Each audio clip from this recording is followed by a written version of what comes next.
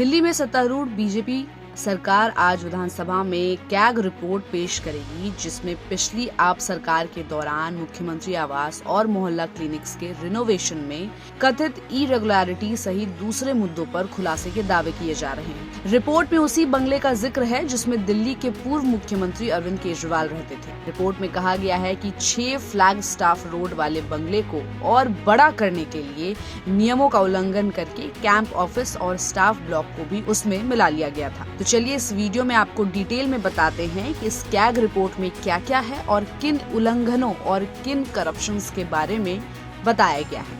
Report के मुताबिक 6 flag staff road पर मुख्यमंत्री आवास के रिनोवेशन के लिए पब्लिक वर्क्स डिपार्टमेंट यानी कि PWD ने टाइप 7 और 8 आवास के लिए सेंट्रल पब्लिक वर्क्स डिपार्टमेंट यानी CPWD द्वारा पब्लिश्ड लिंट एरिया रेट्स को अपनाकर 7 करोड़ 91 लाख रुपए का बजट एस्टिमेट बनाया था। दिल्ली पब्लिक वर्क्स डिपार्टमेंट द्वारा इस काम को ज्यादा इम्पोर्टेंट घोषित किया गया था और इस बंगले के रिनोवेशन का पूरा काम कोरोना काल के दौरान खत्म हुआ था। तो इस पर कुल 33 करोड़ 66 लाख रुपए का खर्च हुआ, जो एस्टिमेटेड कॉस्ट से 342.31% ज्यादा था। ऑडिट में पाया गया है कि कंसल्टेंसी वर्क के लिए PWD ने 3 कंसल्टेंसी फर्मों का चयन रिस्ट्रिक्टेड बिडिंग के जरिए करने के पीछे का कारण क्लियर नहीं किया। बंगले के रिनोवेशन में खर्च को सही ठहराने के लिए PWD ने कंसल्टेंसी वर्क की 1 साल पुरानी रेट्स को अपनाया और इसे 50% तक बढ़ा दिया। रिनोवेशन वर्क के लिए PWD ने फिर से रिस्ट्रिक्टेड बिडिंग का सहारा लिया और VIP इलाकों में ऐसे बंगले बनाने का अनुभव रखने वाले 5 कॉन्ट्रैक्टर्स का ऑप्शन उनकी फाइनेंशियल पोजीशन और रिसोर्सेज के बेसिस पर कर लिया। हालांकि ऑडिट में पाया गया कि जिन 5 ठेकेदारों को CM आवास की मरम्मत का काम सौंपा गया था, उनमें से सिर्फ एक के पास ऐसा बंगला बनाने का एक्सपीरियंस था, जो दिखाता है कि रिस्ट्रिक्टेड बिडिंग के लिए दूसरे 4 कॉन्ट्रैक्टर्स का चयन मनमाने ढंग से किया गया। CM आवास के दायरे को 36% बढ़ाया गया और CAG की ऑडिट में पाया गया कि दिल्ली पब्लिक वर्क्स डिपार्टमेंट ने बंगले का दायरा 1397 स्क्वायर मीटर से 1905 स्क्वायर मीटर यानी कि 36% तक बढ़ा दिया और लागत को कवर करने के लिए PWD ने एस्टिमेटेड कॉस्ट को 4 बार अमेंड किया। इसके अलावा बंगले में महंगे और लग्जरी आइटम्स लगाए गए। PWD ने बंगले के रिनोवेशन में एस्टिमेट से अलग जो एक्स्ट्रा काम कराए गए, उसके लिए करीब 25 करोड़ 80 लाख रुपए के काम सेम कॉन्ट्रैक्टर द्वारा किए गए। ऑडिट के मुताबिक बंगले की साज सज्जा और घरेलू इक्विपमेंट लगाने में PWD ने 18 करोड़ 88 लाख रुपए खर्च किए और इन्हें एस्टिमेटेड कॉस्ट से अलग एक्स्ट्रा आइटम्स के रूप में दिखाया। स्टाफ ब्लॉक और कैंप ऑफिस के रिनोवेशन के लिए कॉन्ट्रैक्ट 18 करोड़ 37 लाख की लागत के मुकाबले 16 करोड़ 54 लाख रुपए में अलॉट किया गया।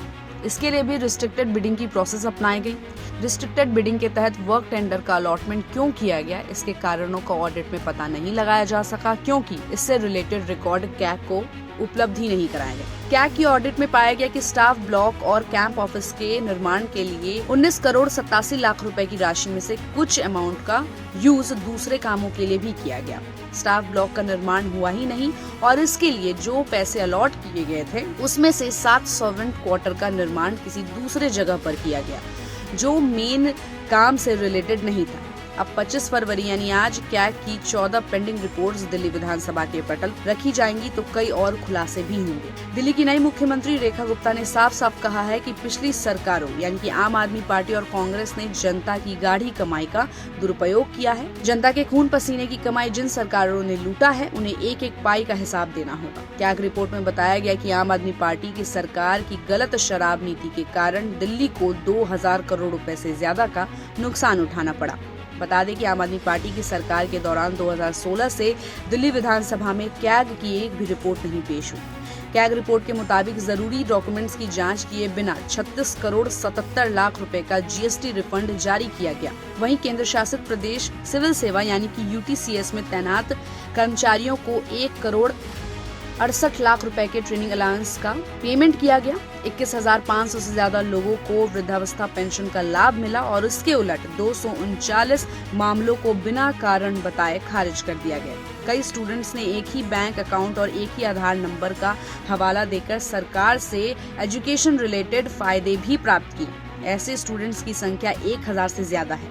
2,93,000 से ज्यादा स्टूडेंट्स को अनियमित रूप से 42 करोड़ 64 लाख रुपए की राशि की वर्दी सब्सिडी दी गई। छात्रों के पहचान पत्रों में दोहराव के कारण 85 लाख रुपए से ज्यादा का पेमेंट हुआ।